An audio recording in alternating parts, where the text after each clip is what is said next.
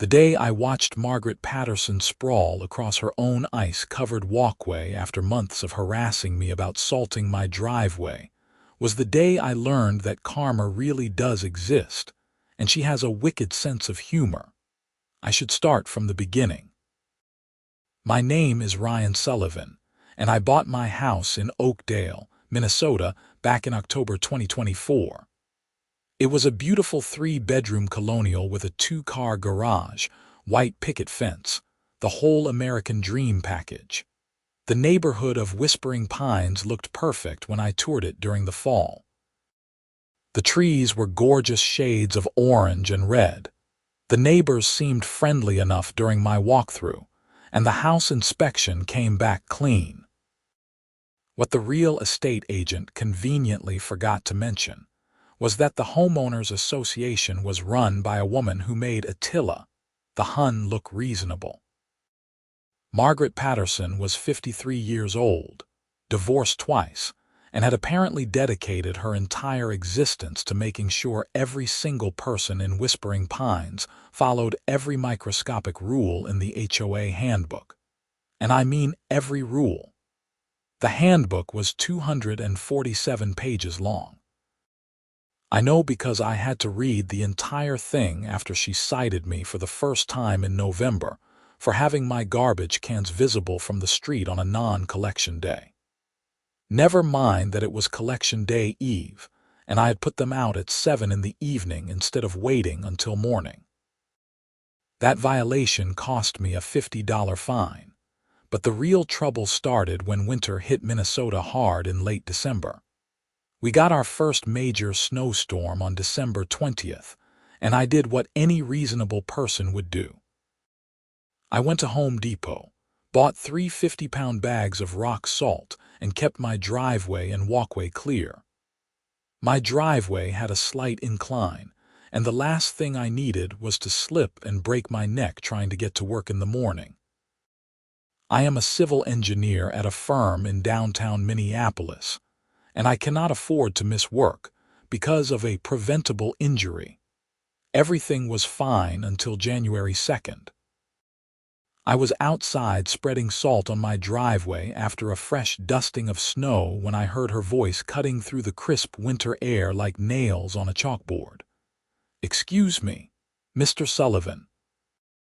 I turned around to see Margaret marching across the street from her house, which was directly opposite mine. She was wearing a puffy purple coat that made her look like a grape, knee-high boots, and her signature pearls. Even in the middle of winter, Margaret Patterson wore pearls.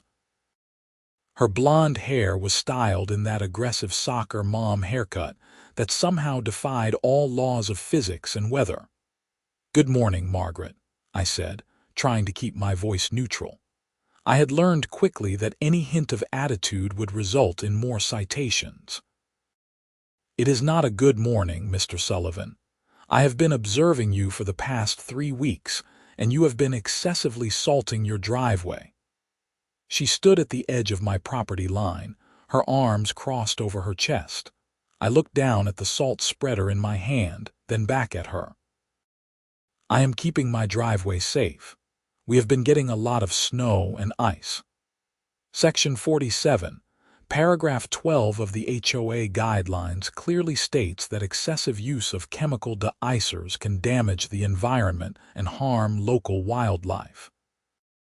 "You are using far too much salt, and I have received complaints from neighbors about the runoff affecting their properties." This was news to me. I had met several of my neighbors, and they all seemed perfectly nice. Old Tom Henderson on my left was a retired teacher who spent most of his time in Florida during the winter. The young couple on my right, David and Jennifer Morrison, had twin toddlers and were always friendly when we crossed paths.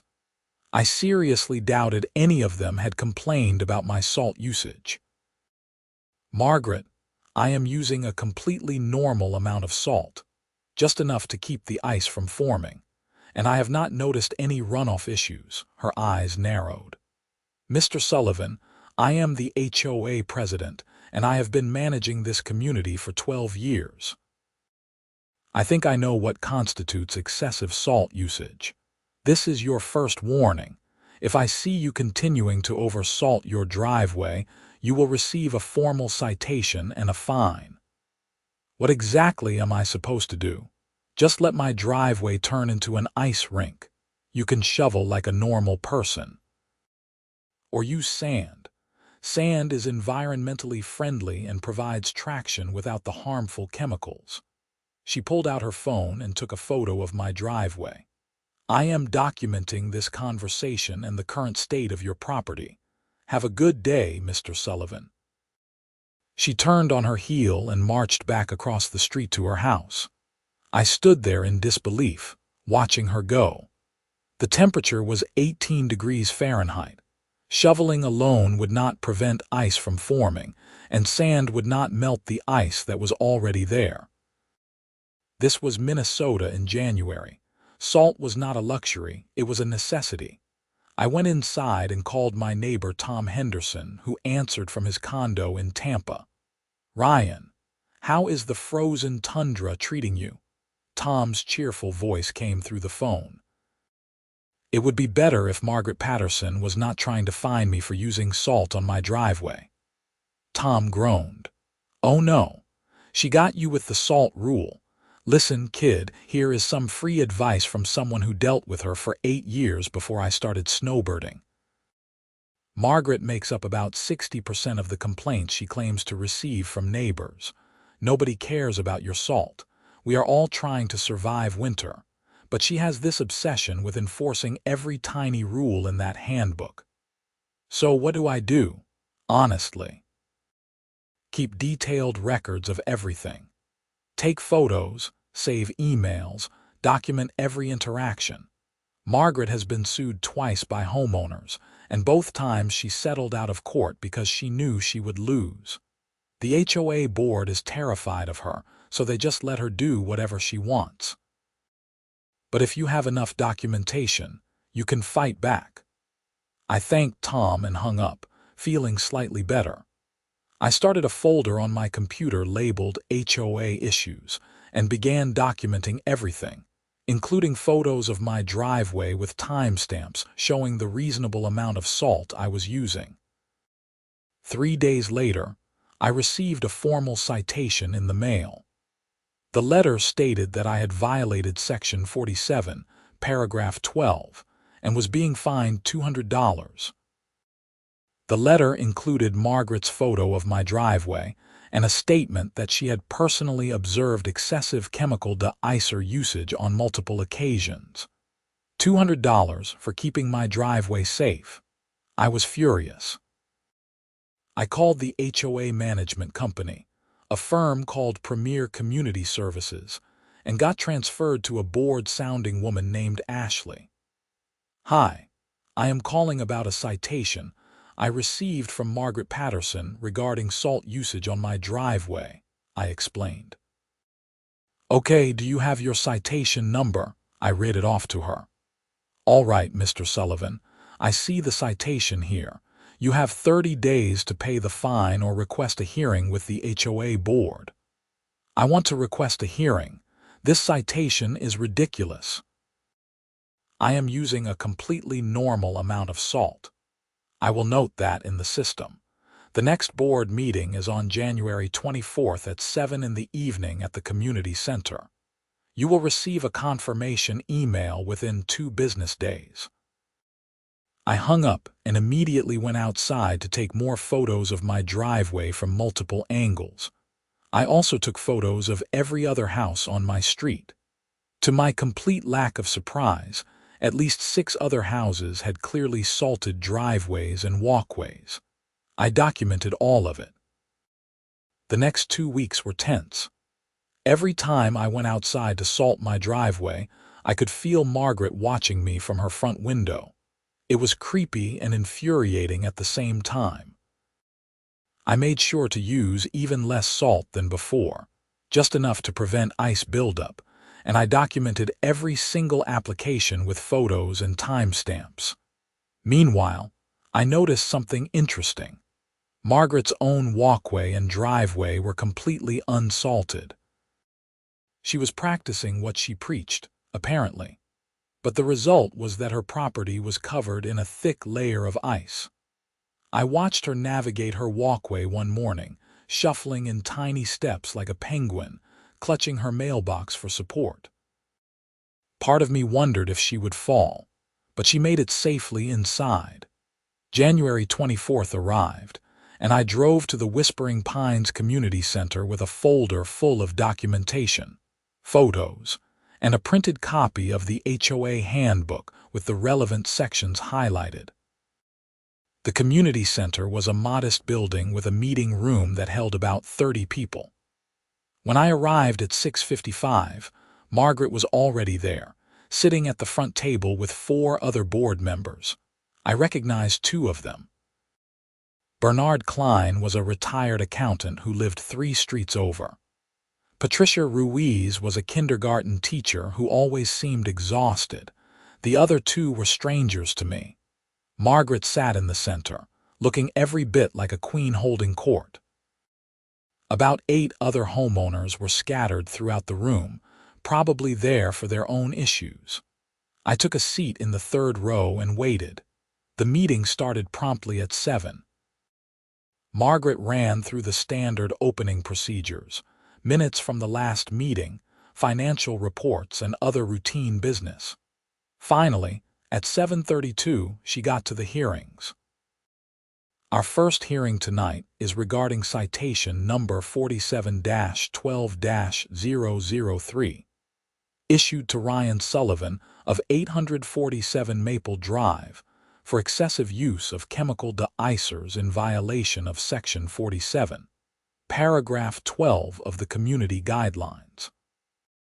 I stood up and walked to the front of the room, setting my folder on the podium that had been set up.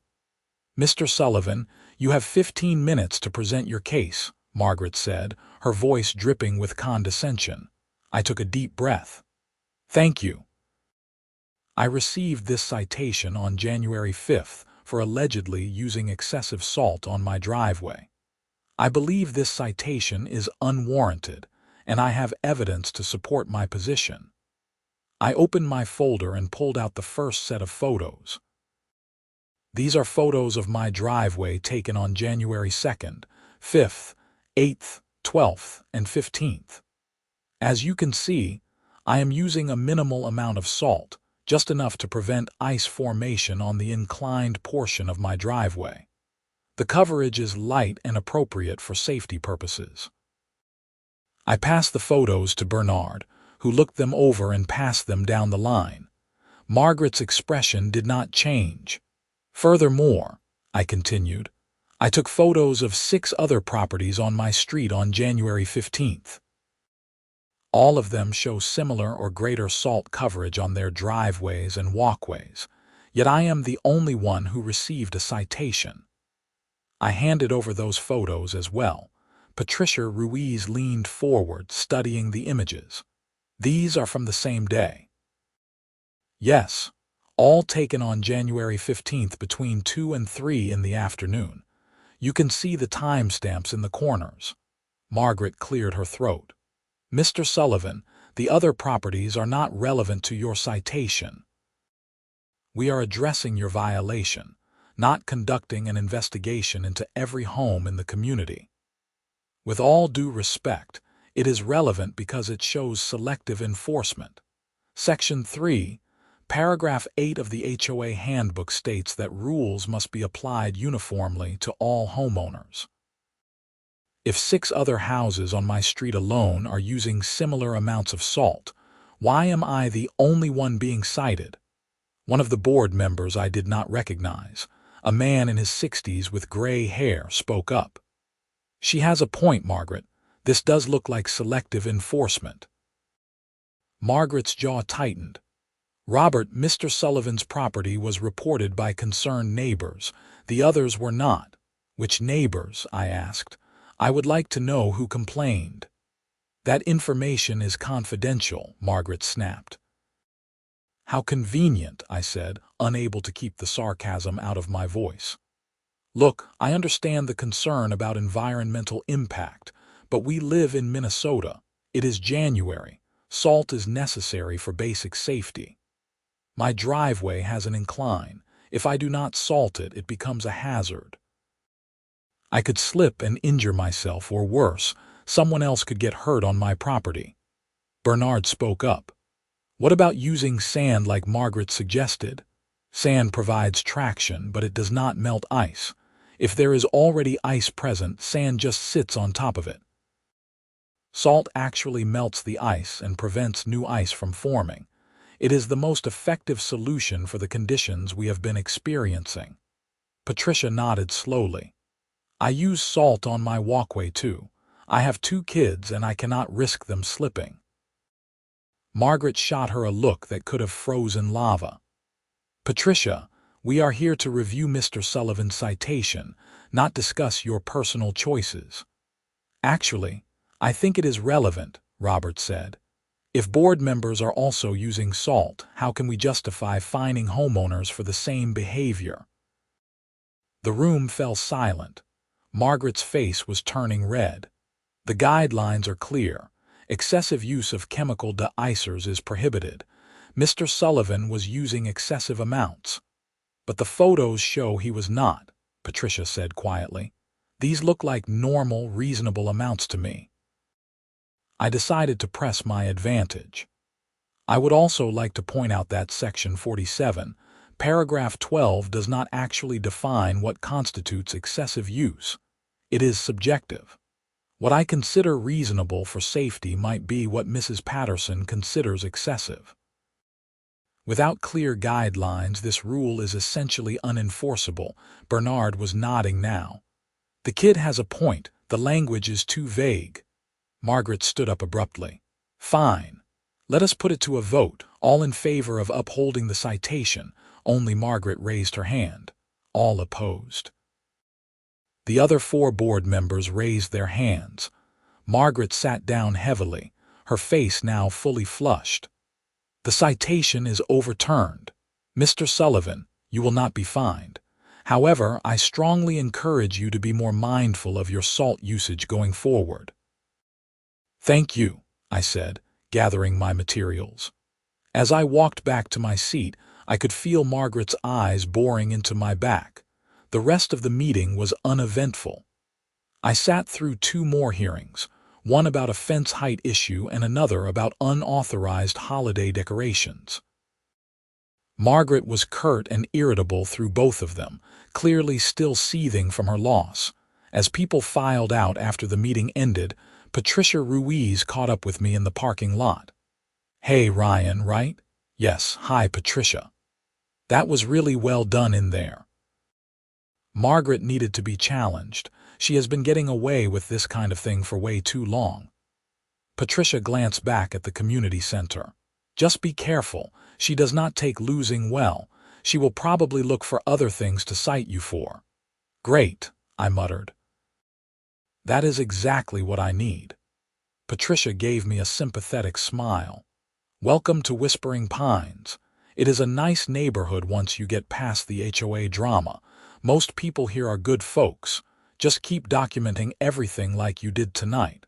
That is the only way to deal with her. I thanked her and drove home, feeling a mixture of relief and dread. I had won this round, but Patricia was right. Margaret was not going to let this go. Sure enough, over the next 2 weeks, I received 3 more citations. One for having my garage door open for an extended period while I unloaded groceries. One for having snow on my lawn that had apparently blown off my roof and created an unsightly appearance. And one for having my porch light on past 11 at night, which violated the light pollution section of the handbook. Each citation was for $100.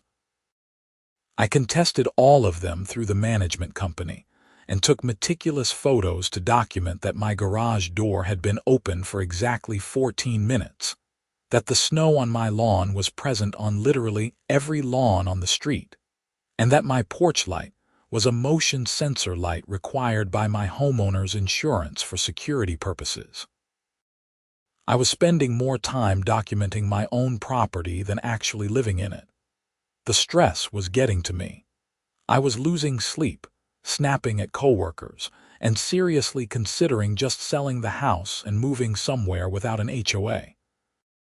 Then February arrived, and Minnesota got hit with a major winter storm. The forecast called for 10 to 14 inches of snow, followed by freezing rain and temperatures dropping to 5 below zero. The storm started on the evening of February 7th and continued through the night into February 8th. I worked from home that day, watching the snow pile up outside my window. Around noon, the snow transitioned to freezing rain, creating a thick layer of ice over everything. It was brutal. I knew I would have to deal with my driveway eventually, but I wanted to wait until the storm passed completely. By the evening of February 8th, the storm had moved on, leaving behind a frozen nightmare. I bundled up and went outside around 6 in the evening to start clearing my driveway. My snowblower made quick work of the snow, but underneath was a solid sheet of ice. I brought out my salt and started spreading it generously. With temperatures this low and ice this thick, I needed more salt than usual. I was about halfway done when I heard Margaret's door slam. I looked up to see her stomping across the street toward me. The streetlights illuminated her angry expression. "Mr. Sullivan, what did I tell you about excessive salt usage?" I straightened up, exhausted and in no mood for her nonsense. "Margaret, there is a sheet of ice under all this snow. I need to salt it. You are using way too much. Look at all that salt. You are going to poison the groundwater. It is a snowstorm, Margaret. Everyone is salting their driveways. I do not care what everyone else is doing. You are violating the guidelines." Something inside me snapped. I had been dealing with her harassment for 2 months, spending hours documenting everything, paying for hearings and losing sleep over ridiculous citations. I was done being polite. "You know what, Margaret? I am tired of this. You have been harassing me since I moved in. The board overturned your citation last month, but you just keep coming after me. I am using salt to keep my property safe, and I am not going to stop. If you have a problem with it, cite me again, and I will see you at another hearing." Her eyes widened in shock. Apparently, no one had ever stood up to her quite so directly. "How dare you speak to me that way? I am the HOA president, and I am a homeowner who is sick of being bullied. Now, if you will excuse me, I have work to do." I turned my back on her and continued spreading salt. I could hear her sputtering behind me, trying to form words. Finally, she managed. "You will regret this, Mr. Sullivan. I will make sure of it." She stormed back across the street. I watched her go, my heart pounding. Part of me felt guilty for being so confrontational, but mostly I just felt relieved. I had finally said what I had been thinking for months. I finished salting my driveway and went inside, where I immediately documented the entire interaction in my HOA folder. I noted the date, time, what was said, and took photos of my driveway showing the salt coverage. If Margaret was going to retaliate, I wanted everything recorded. The next morning, February 9th, I woke up to another bitter cold day. The temperature had dropped overnight to -3 degrees. I looked out my window and saw that my salt had done its job. My driveway and walkway were clear and safe. Then I looked across the street at Margaret's house.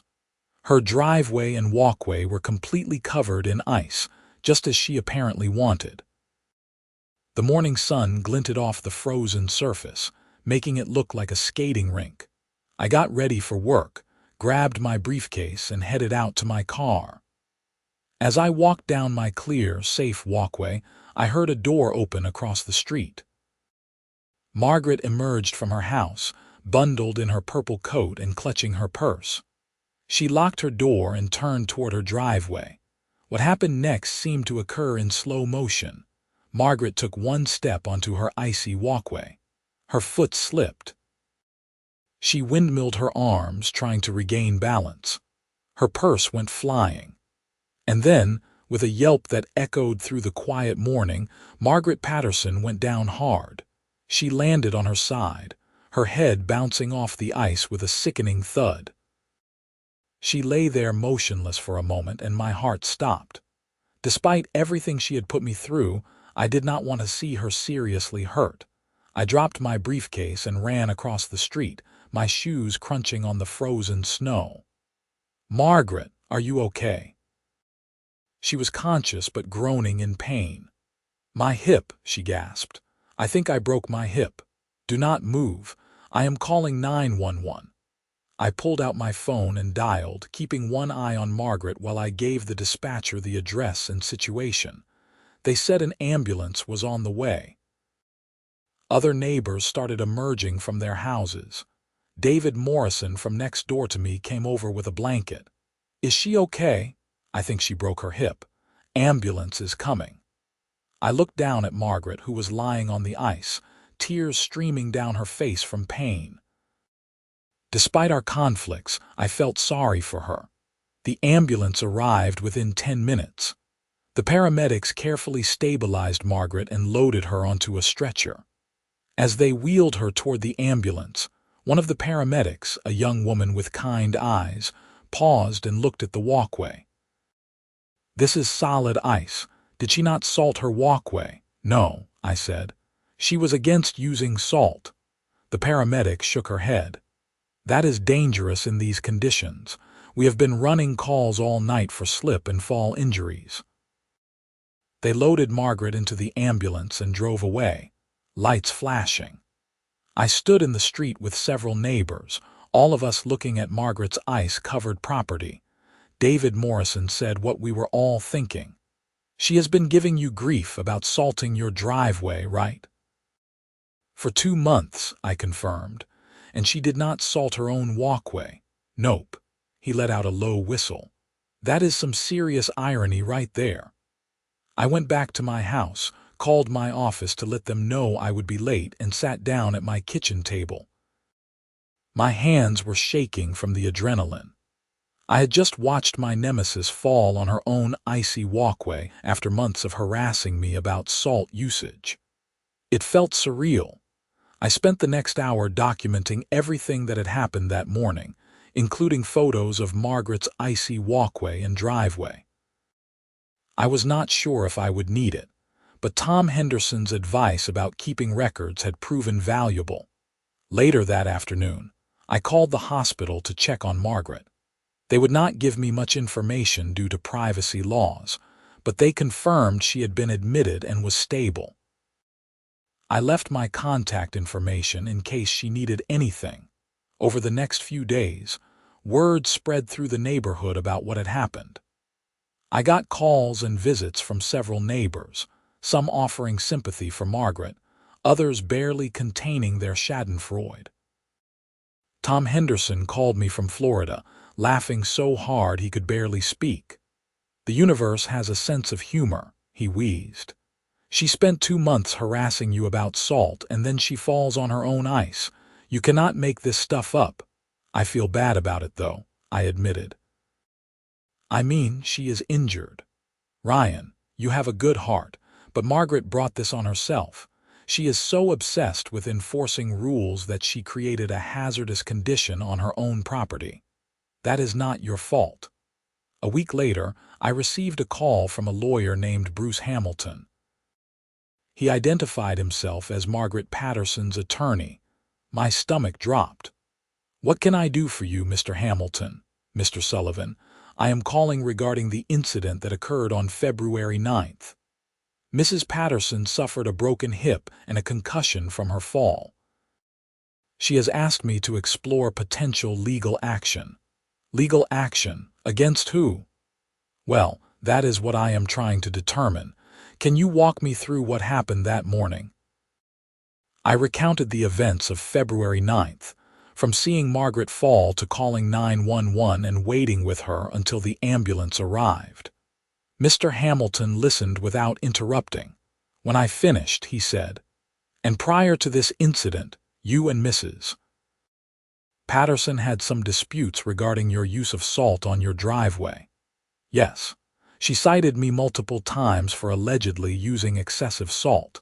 The HOA board overturned the citation. Then she continued to harass me about it. I see. And you did not salt Mrs. Patterson's walkway at any point. The question caught me off guard. What? No, of course not. Why would I salt her walkway? Mrs. Patterson seems to believe that you may have intentionally avoided salting her walkway, knowing it would create a hazardous condition. I was speechless for a moment. Mr. Hamilton, it is not my responsibility to salt Margaret Patterson's walkway. That is her property, and she specifically told me she was against using salt. She cited me for using it on my own property. Why on earth would I salt hers? I understand. Mrs. Patterson also suggested that you may have encouraged her to adopt an anti-salt position, knowing it would lead to injury. I could not believe what I was hearing. That is completely absurd. Margaret has been the HOA president for 12 years. She is the one who has been enforcing the salt rule, not me. I have documentation of all our interactions, including citations she issued to me and the board hearing where the citation was overturned.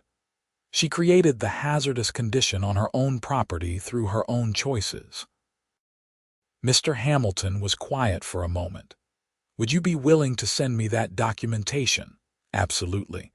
But I want to be clear that I do not appreciate being accused of somehow causing Margaret's fall.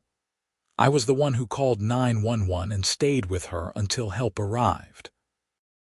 I understand, Mr. Sullivan. I am just doing my due diligence. Please send me whatever documentation you have and I will review it. Thank you for your time. I hung up and immediately called my own lawyer, a friend from college named Andrew Morrison who practiced personal injury law in Minneapolis. After explaining the situation, Andrew said, "Ryan, this is ridiculous. She cannot sue you for not salting her walkway. You had no duty to maintain her property. In fact, if you had salted her property without permission, she probably would have sued you for trespassing.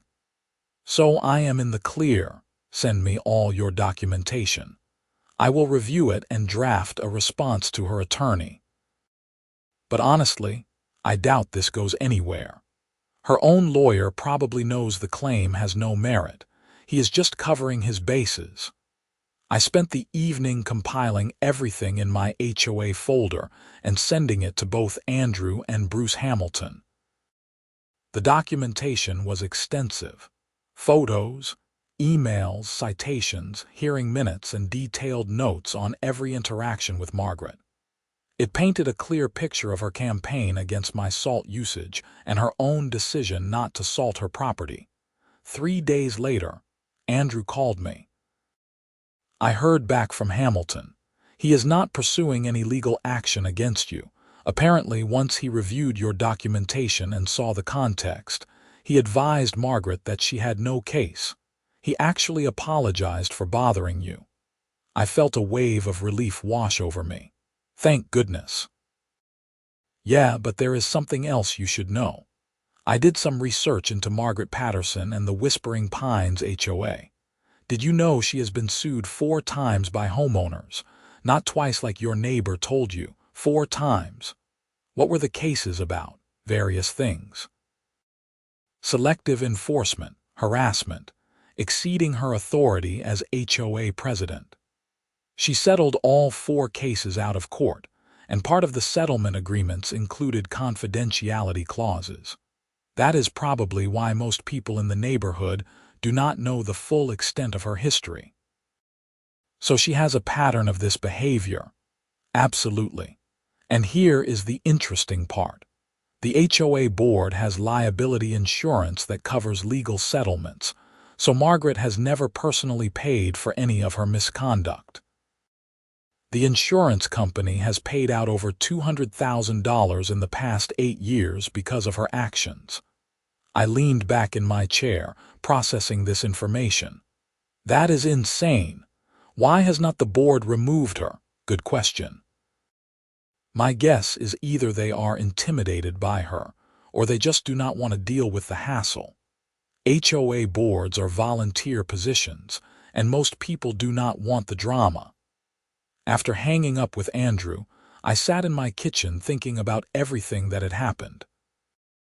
Margaret was in the hospital with a broken hip because she had been so obsessed with enforcing a vague environmental rule that she had created a dangerous condition on her own property. She had tried to blame me for her own poor judgment. And apparently, this was just the latest episode in a years-long pattern of problematic behavior that had cost the HOA hundreds of thousands of dollars. Something needed to change. I spent the next week reaching out to neighbors and doing research. I learned that HOA board elections were held every 2 years, and the next election was scheduled for March 15th. I also learned that Margaret had run unopposed for the past 6 years because no one wanted to challenge her. Tom Henderson put me in touch with several homeowners who had been on the receiving end of Margaret's harassment over the years. There was Linda Chen, who had been cited for having the wrong shade of beige paint on her shutters. Robert Torres, who had been fined for having a vegetable garden that was supposedly visible from the street. And Sarah Williams, who had been cited for having a basketball hoop in her driveway that her kids used. All of them had documentation of Margaret's behavior. All of them had considered taking legal action, but had backed down because of the stress and expense involved. And all of them were frustrated that nothing ever seemed to change. On February 20th, I sent an email to every homeowner in Whispering Pines through the HOA's email list. The subject line was "Time for New Leadership."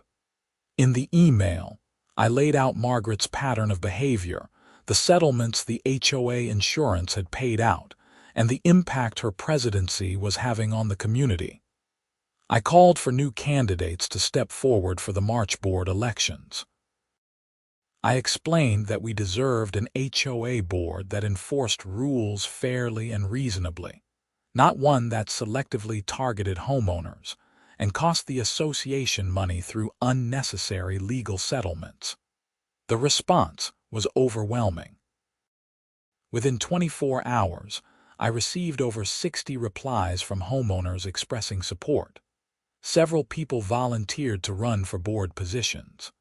Others shared their own stories of dealing with Margaret's harassment. Patricia Ruiz called me on February 21st. "Ryan, I just read your email. Thank you for doing this. I have wanted to say something for years, but I was afraid of retaliation." "Are you going to run for re-election?" I asked. "I am thinking about it." I originally joined the board because I wanted to help the community, but Margaret makes it impossible to get anything positive done. She shuts down any suggestion that does not come from her. But if there are other new board members, maybe we can actually make some changes. Bernard Klein also called me. "I am not running again. I am too old for this drama, but I want you to know that I support what you are doing. Margaret has needed to be challenged for a long time. I should have stood up to her years ago, but I took the easy route and just went along with her. I regret that." By the end of February, 4 people had officially declared their candidacy for the 5 board positions. Patricia Ruiz was running for re-election. Linda Chen was running. Robert Torres was running, and I decided to throw my hat in the ring as well. We needed a 5th candidate, and after some convincing, Sarah Williams agreed to run. Margaret was still in the hospital and then a rehabilitation facility during this time. She had not officially withdrawn from the race, but she had not been actively involved in HOA business since her fall. Robert from the board had taken over as acting president in her absence. The campaign period was surprisingly intense. Margaret's allies in the neighborhood, a small but vocal group of about a dozen people, started a whisper campaign against the new candidates. They claimed we were troublemakers who wanted to eliminate all rules and turn Whispering Pines into a chaotic free-for-all. They sent emails accusing me personally of having driven Margaret to injury through my aggressive attitude. But the majority of homeowners were ready for change. We held a town hall meeting on March 1st at the community center, and over 100 people showed up. We presented our vision for the HOA: fair and reasonable enforcement of rules, better communication with homeowners, and a focus on maintaining property values without excessive micromanagement. The response was enthusiastic. People shared their stories of dealing with Margaret and expressed hope that things could improve. One elderly man named George Preston stood up and said, "I have lived in this neighborhood for 23 years. I moved here before there even was an HOA. Margaret Patterson has sucked the joy out of this community. She treats us like children who need to be controlled instead of adults who own our own homes. It is time for her to go." The room erupted in applause. Margaret was released from the rehabilitation facility on March 8th, 1 week before the election. She came home to a neighborhood that had turned against her. I saw her being helped into her house by a home health aide, moving slowly with a walker. Despite everything, I felt a twinge of sympathy. She looked diminished somehow, smaller and more fragile than the formidable woman who had marched across the street to yell at me about salt. 2 days before the election, I received a surprise visit. I was working in my home office when the doorbell rang. I opened the door to find Margaret standing there with her walker, her purple coat draped over her shoulders. "Mr. Sullivan, may I come in?" I was too surprised to refuse. I held the door open and helped her navigate into my living room, where she carefully lowered herself onto my couch. "I suppose you are feeling pretty good about yourself," she said, her voice lacking its usual sharp edge. "Margaret, I am not going to pretend that I have not been frustrated with how you have treated me, but I did not want you to get hurt. I know you called 911. The paramedics told me." She looked down at her hands, which were gripping the walker. "I also know you did not cause my fall. My lawyer made that clear after he reviewed your documentation." "Then why did you suggest that I did?" She was quiet for a long moment. "Because I was embarrassed and angry. I have spent 12 years building this community into something organized and proper. And then you moved in with your engineering degree and your logic and your documentation, and you made me look foolish in front of the board. I was not trying to make you look foolish. I was trying to keep my driveway safe. I know that now." She looked up at me, and I was surprised to see tears in her eyes. "I have been reading the emails people have been sending about me, the stories they are sharing. I did not realize that people saw me as a bully. I thought I was helping the community." I sat down in the chair across from her. "Margaret, enforcing rules is important, but it has to be done fairly and reasonably. You singled me out for using salt when 6 other houses on my street were doing the same thing. You cited people for things that were not really problems. And you did not listen when people tried to explain their situations. I wanted everything to be perfect," she said quietly. "After my second divorce, the HOA became my whole life. I poured everything into it, maybe too much." We sat in silence for a moment. Then Margaret said, "I am withdrawing from the election. I am also resigning as HOA president effective immediately. You were right to challenge me, Mr. Sullivan. I let the power go to my head, and I lost sight of what an HOA is supposed to be.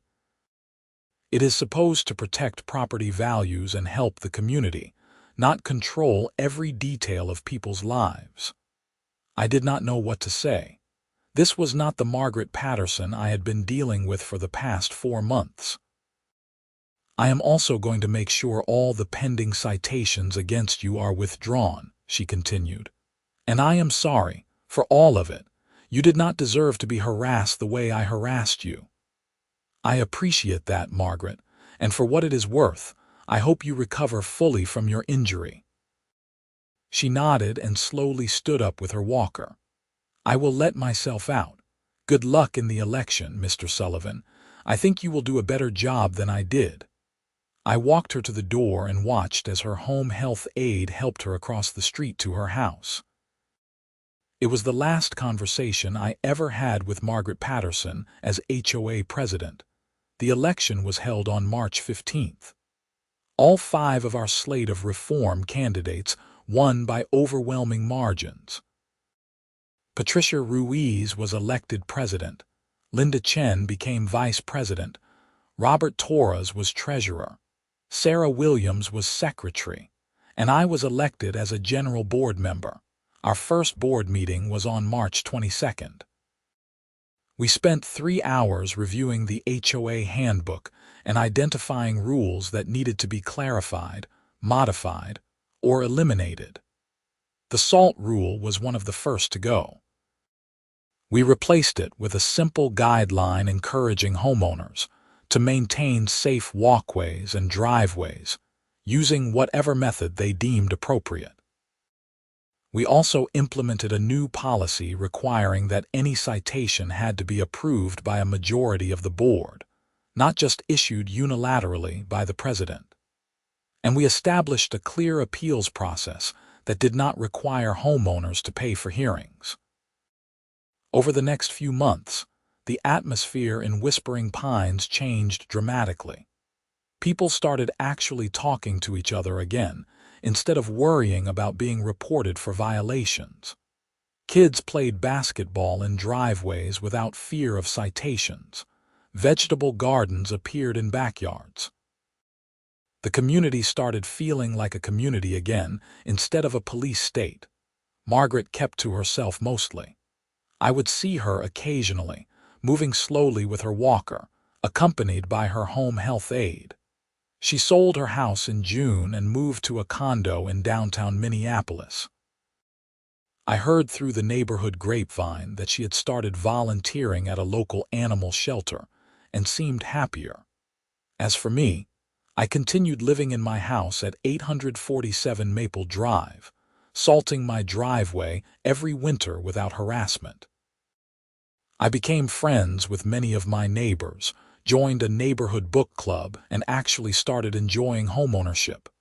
Tom Henderson came back from Florida in April, and I filled him in on everything that had happened. He laughed until he cried, then said, "I knew you had it in you, kid." Sometimes all it takes is one person willing to stand up to a bully to change everything. The following winter, when the first major snowstorm hit, I went outside to salt my driveway without a second thought. As I spread the salt across the ice, I looked over at what used to be Margaret's house. The new owners, a young couple with a golden retriever, were outside salting their own driveway. The husband waved at me. "Crazy storm, huh?" "Sure is," I called back. "Stay safe out there." "You too." I finished salting my driveway and went inside to make hot chocolate. Through my kitchen window, I watched the neighborhood dealing with the storm. Driveways were being cleared, salt was being spread, neighbors were helping each other shovel. It was what communities were supposed to look like. I thought about that February morning when Margaret had fallen on her icy walkway. It had been a turning point, not just for me, but for the entire neighborhood.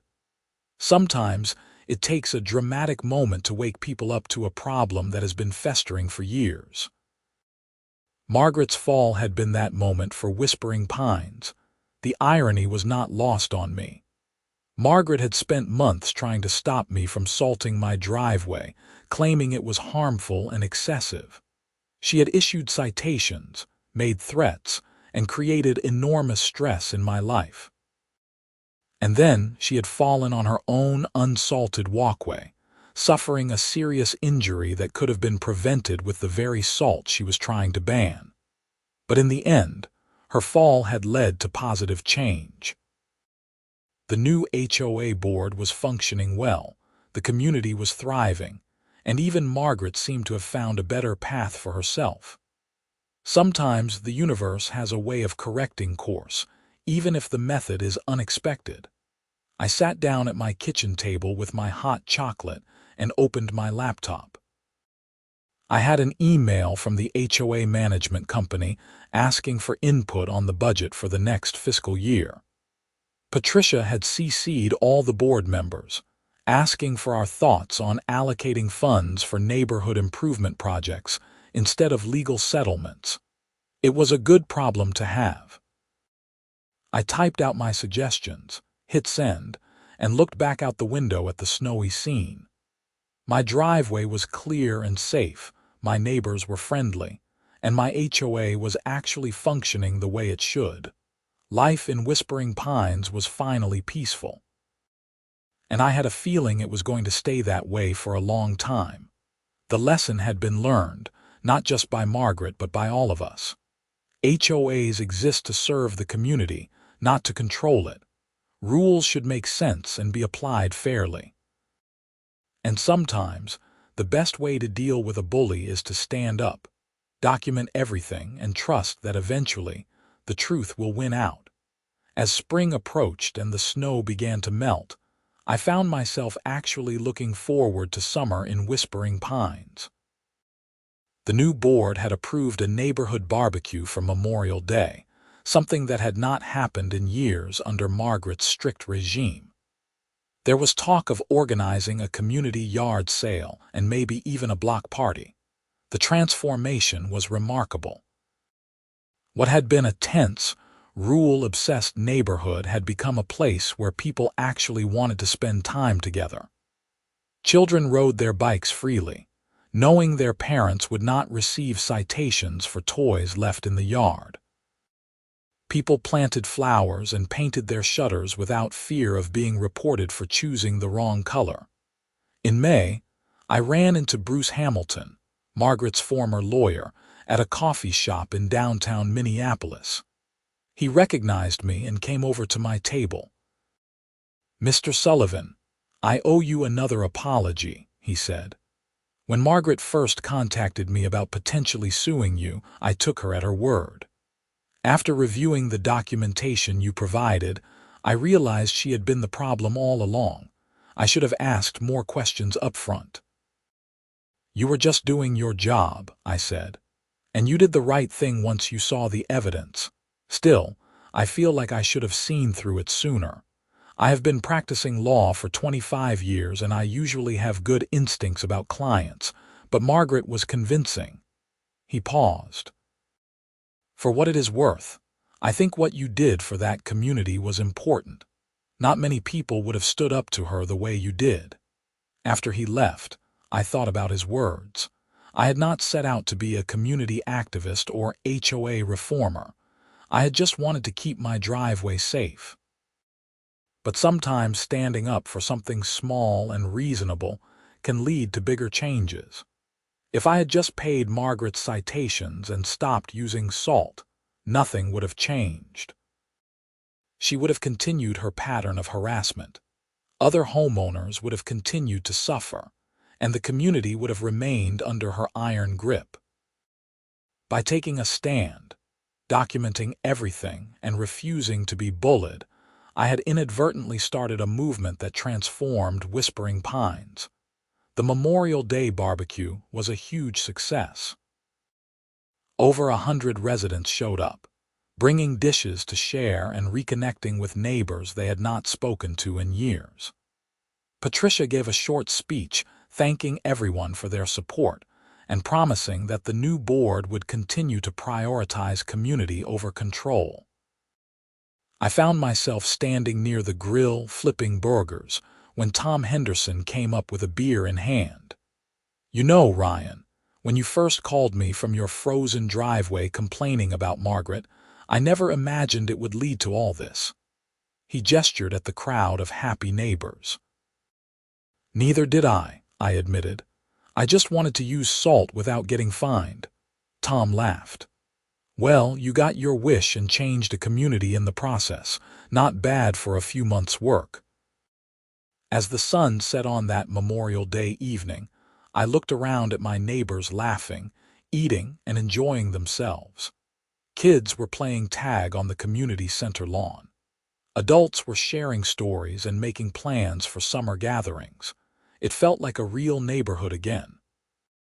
I thought about Margaret, hopefully healing and finding happiness in her new life. I thought about my icy driveway and her icy walkway, and how a simple decision about whether to use salt had spiraled into something much bigger. I thought about all the documentation in my HOA folder, which I still kept, just in case, but probably would never need again. Most of all, I thought about the lesson I had learned. Sometimes doing the right thing is not easy or comfortable, but it is always worth it. Standing up to injustice, even in something as mundane as an HOA dispute, can make a real difference. As I drove home that night, my street was lined with houses showing signs of life and personality that had been suppressed for years. Basketball hoops in driveways, colorful flower gardens, kids' toys on lawns. It was not chaotic or messy. It was just normal. It was how a neighborhood should look. I pulled into my driveway, the same driveway that had started everything, and smiled. Winter would come again. Snow would fall, and I would salt my driveway without a second thought. And Margaret Patterson's icy walkway would remain a cautionary tale about the dangers of letting rules and power go to your head. The universe really did have a sense of humor. And sometimes, karma came in the form of a patch of unsalted ice and a middle-aged woman too stubborn to admit she was wrong. Until she fell. And in falling, she finally learned the lesson she had been trying to teach everyone else. Sometimes the rules you enforce most strictly are the ones that end up causing you the most harm. I walked into my house, comfortable and confident in my small corner of Whispering Pines, Minnesota.